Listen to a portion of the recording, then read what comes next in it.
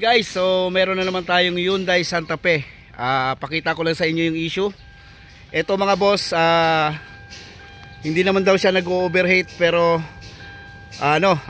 malakas magbawas ng kanyang coolant or tubig sa kanyang radiator. Ngayon, nagpalit na sila ng radiator, water pump, mga bypass.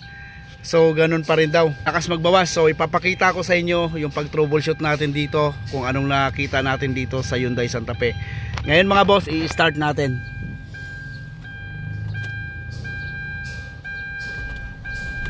Yon, naka-under na siya. So pakita ko sa inyo yung senaryo nung kanyang radiator. Tingnan nyo mga sir. Ayan o.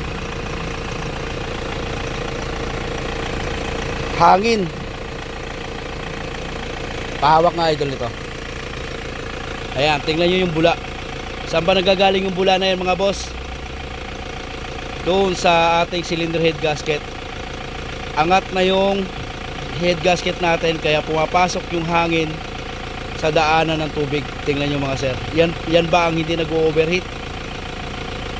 Yung mga ganyan mga boss, yung mga ganyan pressure na bumubula na yung inyong coolant dito sa radiator, maaari po pasasabugin yung radiator nyo, mga mahihinang bypass hose, pag hindi nyo po naagapan tong ganitong problema. Ayan, Hyundai Santa Fe 2.2. So gagawin natin dito mga sir, tatanggal tayo ng cylinder head. Check natin kung walang tama yung cylinder head or yung gasket lang talaga nagka-problema dito. So ayan mga boss, natanggal na natin yung Hyundai Santa Fe na overheat ng problema. Kung nakita nyo yung bula rito, sobrang bubbles po. Lumulusot yung kanyang hangin. Ayan, sunog na sunog mga sir. Ayan, tamo yung gasket diba? Yung original na mga ganitong Santa Fe na 2.2, dapat po steel po yan na head gasket. Ito, pagtanggal namin, sobrang luluwag po ng cylinder head bolt. Palagay ko katatap overhaul lang bago yung gasket. So ang problema lang nito, may problema talaga yung engine block. Tapos ayun, ginamitan ng carbon type na head gasket. Tapos ito yung lumang cylinder head niya mga boss. May mga tama. Yan, makikita nyo. So tinitingnan na ang gas pang. Ang gas pang pati nung pagka-replace. Ayan, sobrang gas pang. Yan, ngayon yung gagawin namin dito, papapractice muna namin to, yung cylinder head. Tapos kung kailangan namin mag manual replacing ulit dito sa engine block, gagawin natin para sigurado yung ating gawa, para hindi tayo mabakjaban. Tapos ito, wala na rin thermostat, lalagyan natin ng thermostat. So yung mga tinatanggal dito mga boss, sa pagka-top overhaul kayo ng Hyundai Santa Fe, yan, exhaust lang, yung mga panggilid, intake. Tapos ilang bolt lang yan, 10 bolt lang po sa cylinder head bolt yan. Tapos yung cylinder head bolt size nya, pag nagtanggal kayo, 15mm na socket wrench na flower ang ginagamit natin dito sa mga ganitong 2.2. Ayan, ito mga boss, 15mm lang na flower yung gagamitin, yung size pag nagtanggal kayo ng head bolt. Napakahaba ng cylinder head bolt nito, napakahaba mga sir. Ayan, 15mm.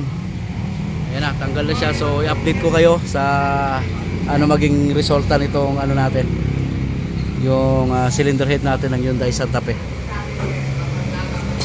Ito tol, paghiwalayin mo to tol, paghiwalayin mo to, ito tol. Yan, tanggalin mo to, exhaust na to dito. Ito, kasama to bono. Bono yan. Tapos itong heater plug nya, heater plug, tatanggalin mo rin yan. Tapos itong hose, bunutin mo na, Tapos ito tol, yung valve lifter nya, yan binubunot lang yan. Dito mo ilagay lahat, baka mawalan tayo ng valve lifter. Ayan mga boss, update ko kayo sa nito, kondisyon ng head. Sobrang gas pang, tapos wala sa ayos yung lapat, kaya nag-overheat. So ngayon mga boss, ito na yung update ng update natin sa Hyundai Santa Fe na 2.2 na kumukulo yung tubig sa radiator. So yung continuous ambula sa kanyang radiator. So ito mga sir, nag-manual replacing ulit tayo rito sa engine block. So sobrang laki po ng bingkong nito. So hindi ko lang pinakita yung pag-replace namin dito kasi meron naman na tayong ginawang meron naman tayong pinakita na sa mga ibang video natin like sa Honda at saka sa Nissan Orban. So ganito rin ang ginawa namin, hinasa namin to. Sobrang laki po ng bingkong. Tapos yung cylinder head gasket na nilagay nito mga sir, asbestos na yung nilagay nila. So ang original kasi nito is steel, no? So ibabalik natin sa steel. Tapos ito kasi wala rin thermostat. So ipapakita ko sa inyo yung cylinder head gasket na mga 2.2 na ganitong Hyundai Santa Fe. So ito na yung gagamitin natin mga sir. Yan. So ito yung cylinder head gasket nya, yung Hyundai Santa Fe natin. Ayan. So kung kailangan nyo ng part number, ayan po yung part number ng head gasket natin. So steel na rin to mga boss. Yan, steel yung gagamitin natin na head gasket. Original po yan. Ang original talaga nito mga sir ay steel, pero yung kinabit dito sa Hyundai Santa Fe na kinalas namin, asbestos na po. Ngayon dahil wala siyang thermostat na nakalagay, ibabalik natin sa thermostat. So ito yung part number ng thermostat ng Hyundai Santa Fe na 2.2. Ayan. So ayan mga sir, yung part number. Tapos syempre nagbukas na rin tayo mga sir. Papalitan din natin ng bagong injector washer. So sa magtatanong ng injector washer, eto po yung part number. So gasket injector ang tawag dyan. Yan. So okay. Tapos eto namang head nya, pinamasi-shop na rin natin. Resurface din. Tapos valve lapping tayo, valve seat. So kung mapapanood nyo yung una namin ginawa na Hyundai Santa Fe rin na 2.2, yung kulay white, nagpalit kami ng buong cylinder head, gawa ng may crack na po. Buti ito wala pang crack, kaya replace lang ginawa, valve seat tsaka lapping.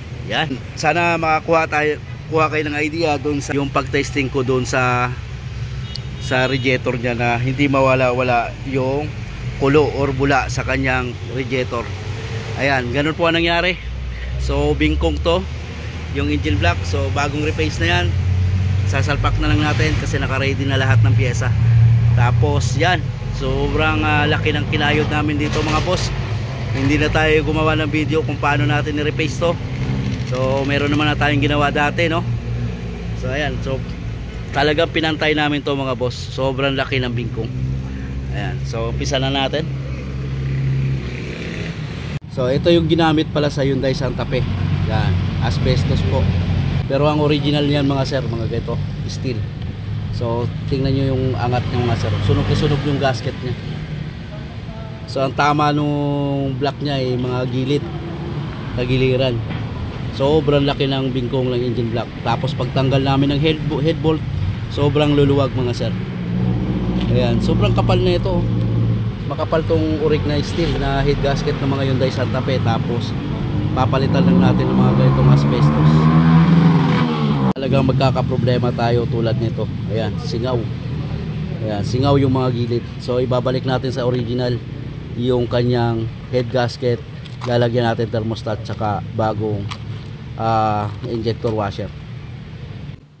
Yan mga boss, simbolin na natin yung ating cylinder head. Ilalagay na natin yung valve lifter, rocker arm, camshaft, bago natin isalpak para assembly na natin siyang isalpak. Tapos isasabay na rin natin yung exhaust manifold tsaka turbo dyan para isahan na lang. Bago natin pala isalpak tong cylinder head natin, big shout out pala kay Neptali 14 sir. Thank you sa pagdalaw mo sa aming shop. So nagpa-check si sir sa atin nung kanyang Nissan X-Trail.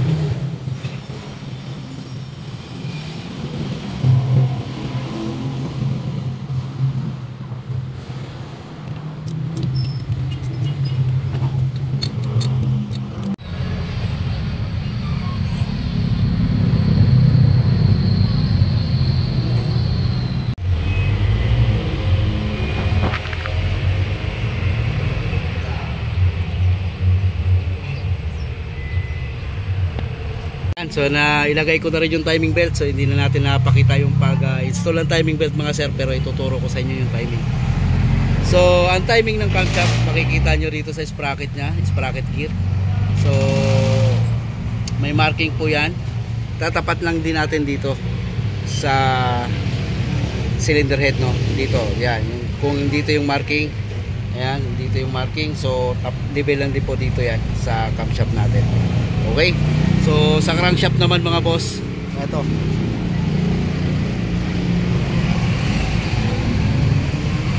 Yan, sa crankshaft naman, ito mga boss sa sprocket. So dito lang din niyo itatama yan.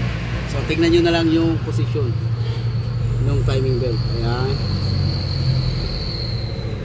Ayan. Okay? Ayan. So sa taas,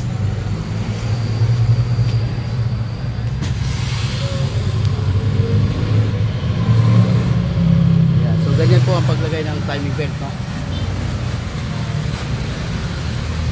So dito sa cylinder head bolt, ang ginagamit nating pangtanggal natin sa cylinder head bolt ng mga ganitong Hyundai Santa Fe na 2.2, yung 15mm na flower type na socket, yun po yung pantanggal natin dito.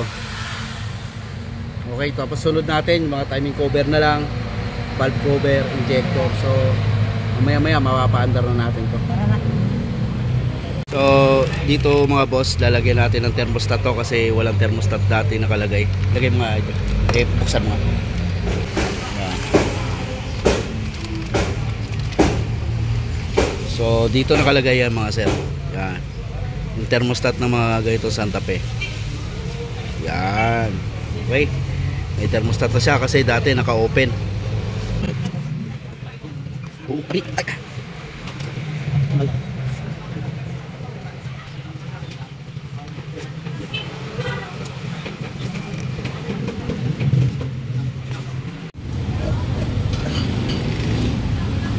Start mo. Start.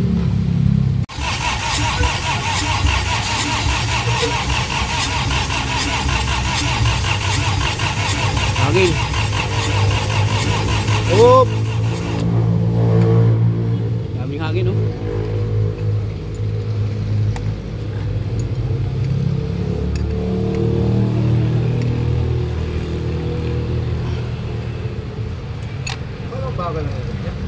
Ah? Mabagal yung ano. Start.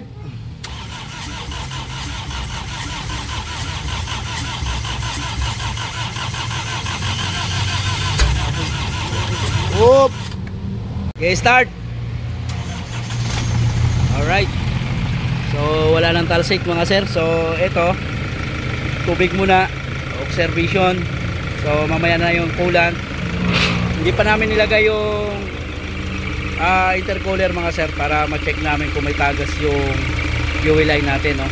So kanina, ngayon may tagas to kasi nagpasingaw kami, bleeding kami.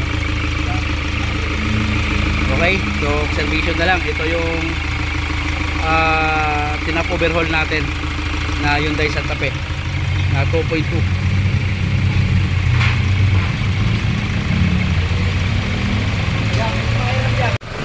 Ayan, so flashing pa rin tayo ng tubig mga sir. So umaandar pa rin yung Hyundai Santa Fe natin.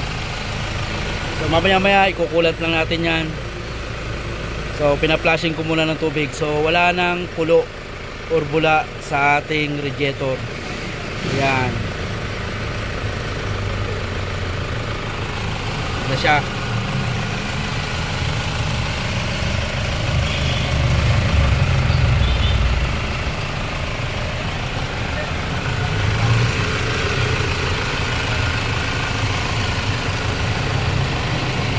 Ayan, magkukulant lang tayo mga sir.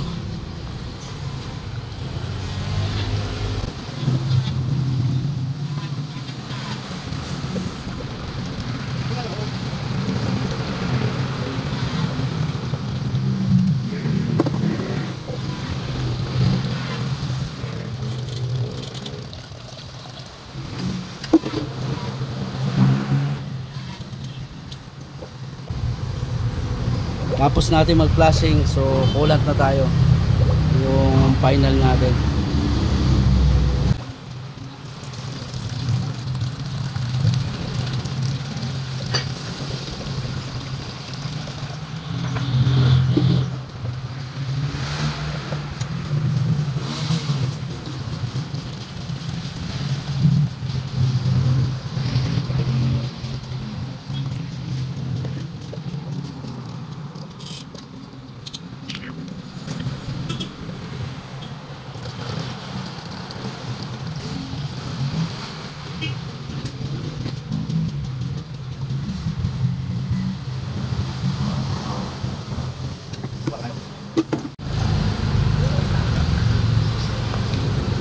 Start.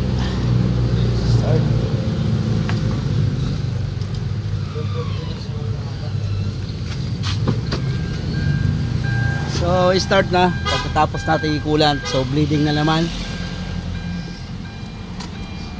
On. So check engine. And then start. Yun, oh. Walang check engine mga sir. Ayos. So mamaya road test na lang natin to. So na-observe ko naman yung temperature, hanggang ganyan lang siya guys, no. So bago magkalahati. So mga 3 hours ko nang pinaandar. Pa-flashing ako ng tubig kasi yung pag-angat natin ng pag-agat ng gasket, merong humalong langis dun sa engine natin, kaya kailangan natin i-flashing na yung flashing bago natin ikukulat, no. Ayan mga sir.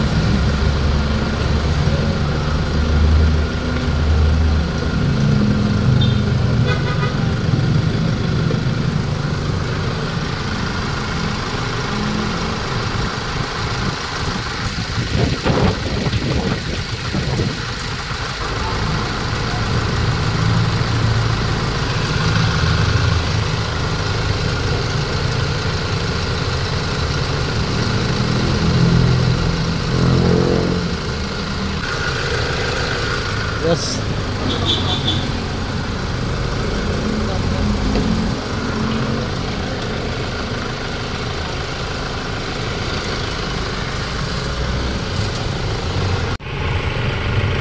Ayan, nagbi-bleeding tayo ngayon mga sir. So kung dati mabula siya, tingnan nyo ngayon, observe nyo, kalmadong-kalmado na mga boss. Wala nang bubbles yung ating radiator or coolant, no? Ayan, so ngayon nagbi-bleeding na lang tayo. Ayan. Wala na siyang bulwak o bula na lumalabas. So ayan, nag-automatic na rin yung ating fan. Tingnan natin dito. So kalmadong-kalmado na mga sir, walang bula. Ayan. Alright, so road test na lang to. So ayan guys, nagro-road test tayo ngayon dito sa Hyundai Santa Fe. So ito yung temperature niya. So nasa mga mag-iisang oras ko na siyang pinapatakbo, naka-aircon tayo. So nilagay natin yung aircon para malaman talaga natin kung high temperature. So ito yung gauge niya ngayon. So ayan yung temperature niya mga boss. So normal na normal yung temperature niya. Ito kasi mga sir, walang thermostat dati, tapos ano lang, asbestos lang yung nilagay nilang cylinder head gasket, kasi yung mga ganitong Hyundai Santa Fe na 2.2 ay steel po yung gasket. So binalik natin sa original yung head gasket, tapos nilagyan natin ng thermostat, tapos nag resurface tayo ng engine block at saka cylinder head. So okay na siya mga boss. Ayan, kanina pa tayo nag-iikot-ikot dito. Ayan mga sir, kung maka-encounter kayo ng mga ganong bula sa radiator, bulwark, tapos nagbabawas yung inyong coolant or tubig sa inyong radiator, pa-check nyo na kaagad. Baka mas lalo pang lumala yung problema. Maswerte itong Hyundai Santa Fe na to kasi buo pa rin yung cylinder head nya, hindi walang crack.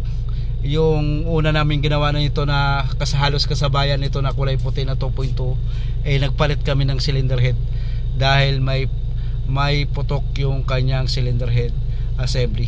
Ayan mga sir, kung nakapag-share tayo ng konti about dito sa Hyundai Santa Fe, huwag nyong kalimutan i-like and share, subscribe yung ating channel para makapag-share tayo sa iba. So ayan, ikot lang kung nang ikot ako rito para bago natin ibigay sa may-ari, talagang wala na siyang overheat.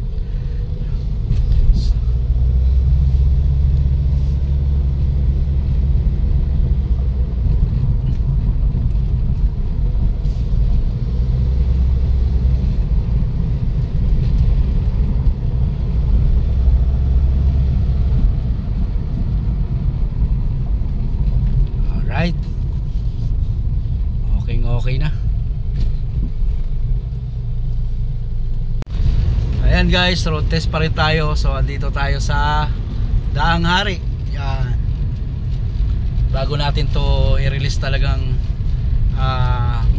maganda dapat ang temperature. So naka aircon tayo,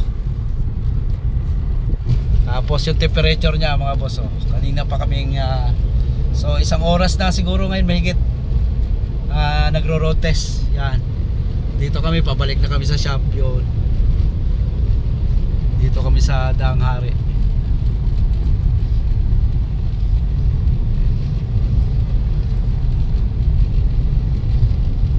Babike.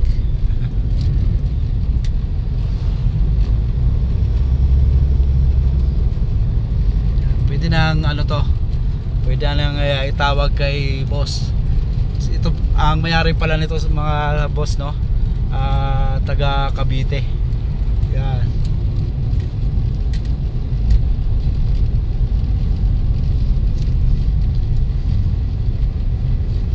Si Sir Arnel Boticas. Yan. Shoutout sa sir. Ito na yung sakyan mo. Tapos na. Kanina pa kami nagro-road test.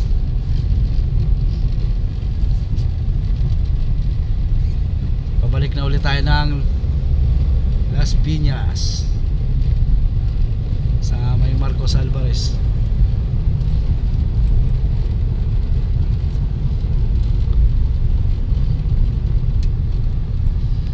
Nakakaano yung nagbabike dito. Hindi ka pwedeng marurot dito ng gusto.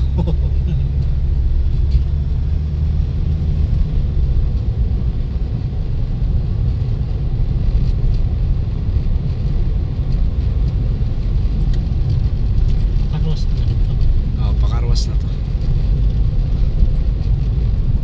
Paalala mo yung pabili mo si Destin. Pares lang naman ang Toyota yan.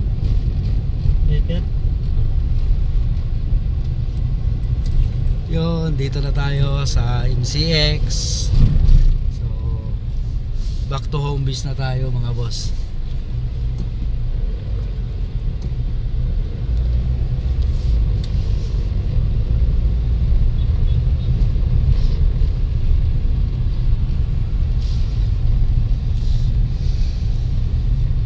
Kagandahan, may thermostat mga sir.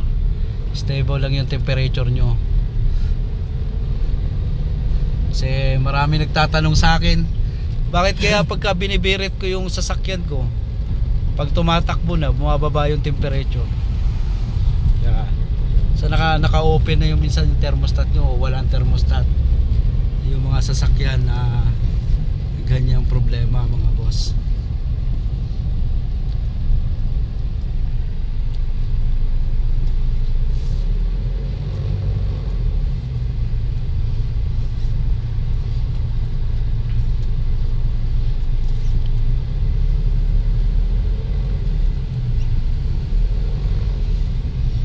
Yung rito salabat.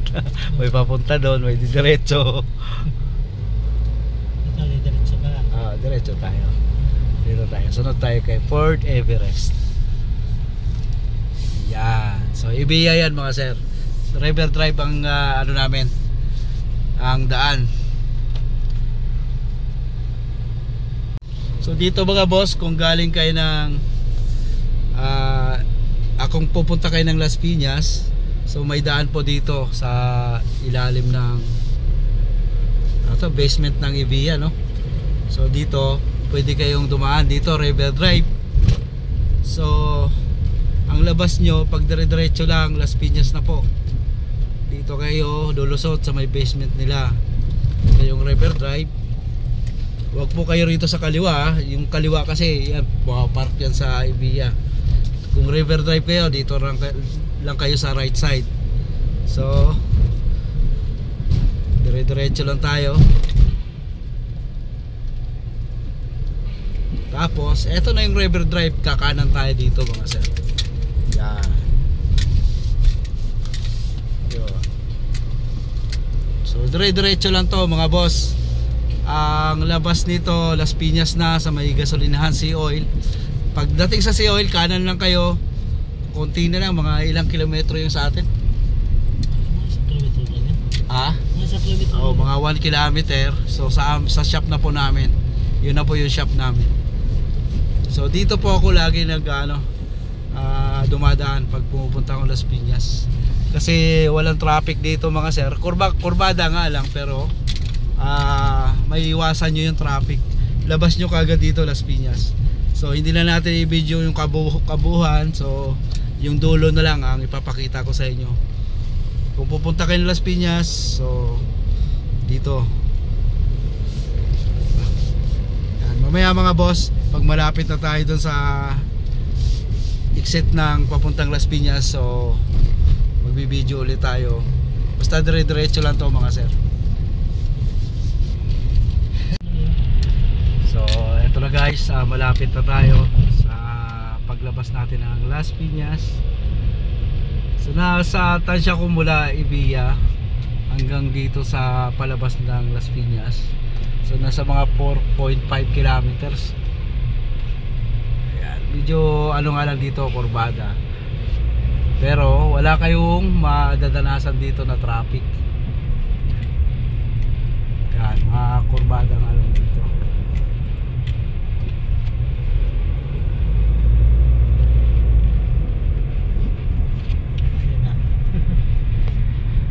Ayan na ang labas.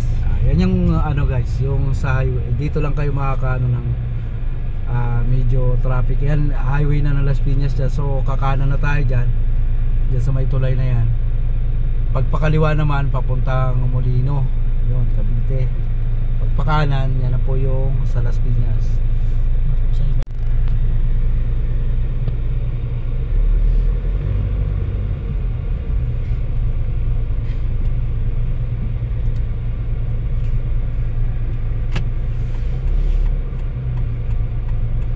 Yan. Ito lang tatandaan nyo yung tulay na to.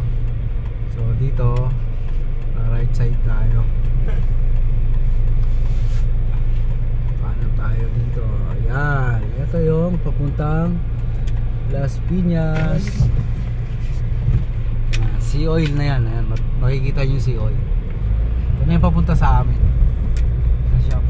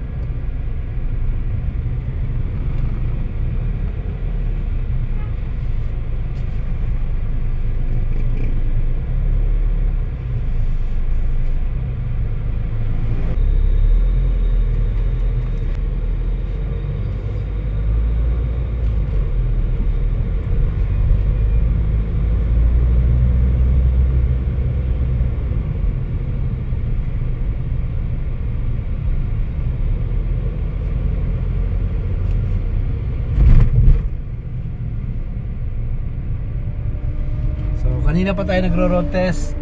check natin ang temperature, walang pagbabago mga boss. Ayan. So dito na kami sa shop namin dito. Ayan, malapit na tayo. Yung pagbaba dito, yan na po yung shop namin sa right side. So may extension pa kami sa kabila mga boss. Ayan, eto na yung Orongan Auto Supply. Ayan.